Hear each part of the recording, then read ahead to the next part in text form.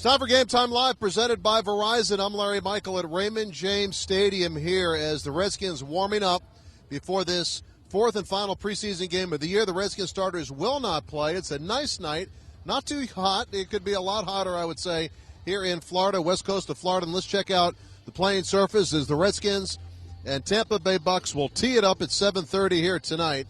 And you take a look right in front of us. You got Chad Engelhart, Redskins strength and conditioning coach, working with Tracy Porter. Just a little warm-up. Tracy Porter, one of the newer Redskins in it.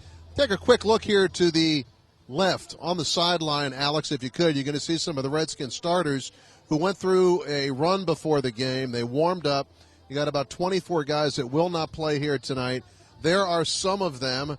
Ryan Kerrigan, you see Chris Chester, you see Corey Lichtensteiger. There's some of the Redskins. Ryan Kerrigan giving a friendly nod as the guys will not see action here tonight. But on the field, got some of the Redskins warming up, and there are some battles, I think, that are going to take place here tonight. You got a couple of spots for the Redskins, might still be up for grabs. And with that, I bring in our good friend Chris Russell from ESPN 980. And, Russell, we've talked about it ad nauseum. Give the fans a feel as to when and what's going to come down this weekend. You've got the practice squad Sunday, final cuts on Saturday. Give us some of the details. Well, Jay Gruden told a couple of us in the media that they would start making some cuts as early as tomorrow afternoon, Friday afternoon. And the news, of course, will start trickling out late tomorrow afternoon, Friday evening. They have to be down from 75 to 53 by Saturday at 4 p.m. Eastern Time, and then they can add 10 back to the practice squad starting on Sunday. So it will be certainly a very busy weekend for Bruce Allen, Jay Gruden, and the coaching staff. All right, let's step aside here because behind us, one of the Redskins warming up is Brandon Merriweather. You see him there with D'Angelo Hall.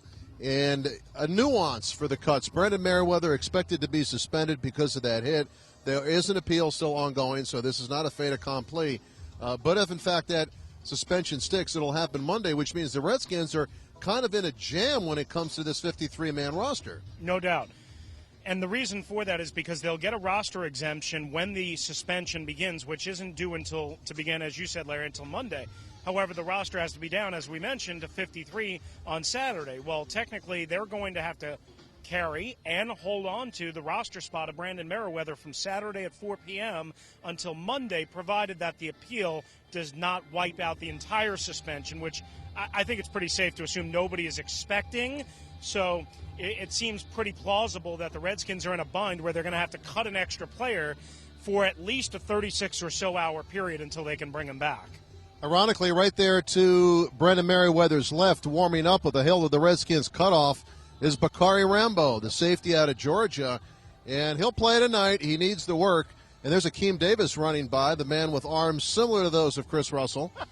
But you're talking about a couple of guys. Rambo most likely will have to start against the Houston Texans, and all of a sudden Akeem Davis might have found himself a roster spot. Yeah, and that's the player that I think will probably be most affected, although Tarek El-Bashir of Comcast Sportsnet reported that Philip Thomas's injury situation is not expected to be as severe as maybe some had worried about. So how that kind of works into the mix, Akeem Davis could be on the outside looking in, so could, as much as it would bother me, Trenton Robinson, just from a numbers standpoint. Because, again, we just talked about Merriweather. If Phillip is cleared to return, Phillip's getting a spot. Bakari, you just mentioned, and Ryan Clark, if you're going to take 5 safeties, I don't know if you can take 5 safeties unless you go short somewhere else, which is going to affect another position.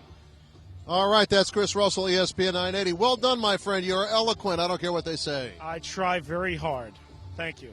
Now, one thing, let's take a look to the left, Alex. You got a couple of the Tampa Bay Bucks out there, and if you're watching the game tonight on NBC4 or on Comcast Sportsnet, you might not recognize these uniforms. They had a uniform makeover.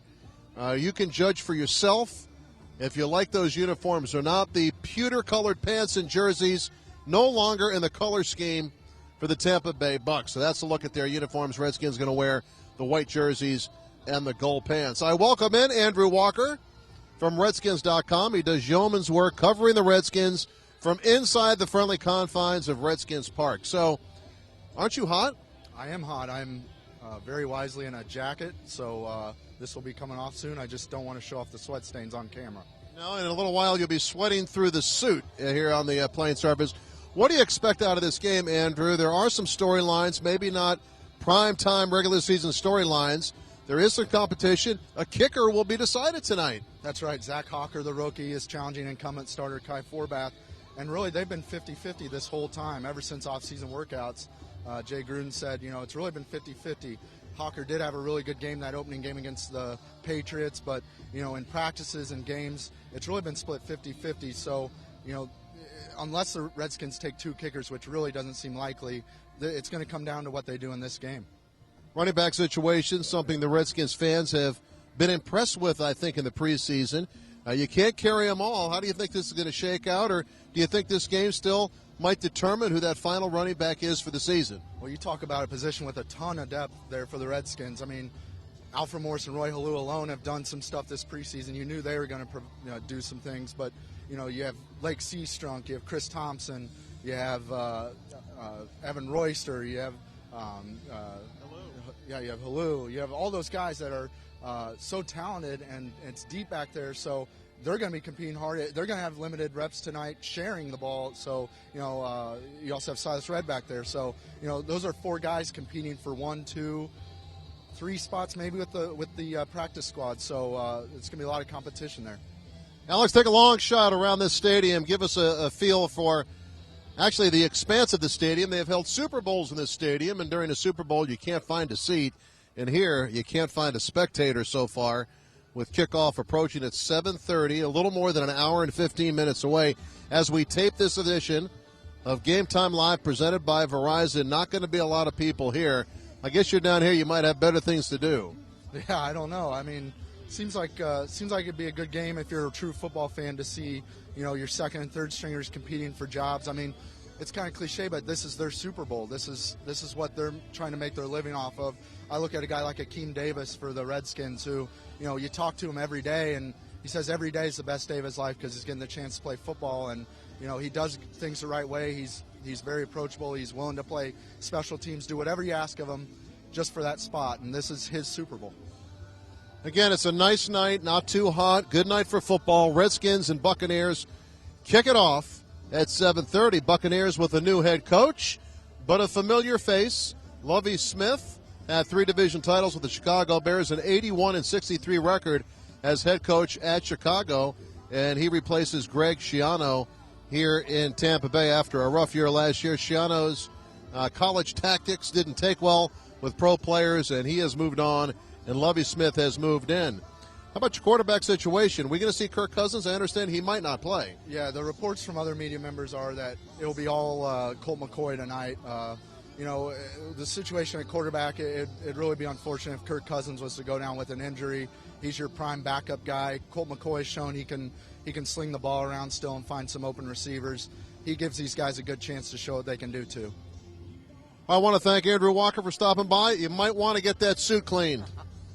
Andrew Walker, not quite sweating through his suit yet as we get you set for kickoff here. And you know what, Alex? There could be more Redskins fans here than Tampa Bay fans. All I see are Redskins fans. Let's take a look at the crowd here and show the crowd here today at Raymond James Stadium. And anytime we visit Tampa Bay, there's always Redskins fans here. We had a great Redskins rally here. Don't forget the Redskins rallies when we hit the road. Go to redskins.com and get all the information on Redskins rallies. Our first rally's coming up in Houston next Saturday night, September the 6th. Check redskins.com for that information. Also, don't forget the return of This Week at the Park, a Thursday staple on redskins.com. That show returns on September the 4th. All new look, all new crew.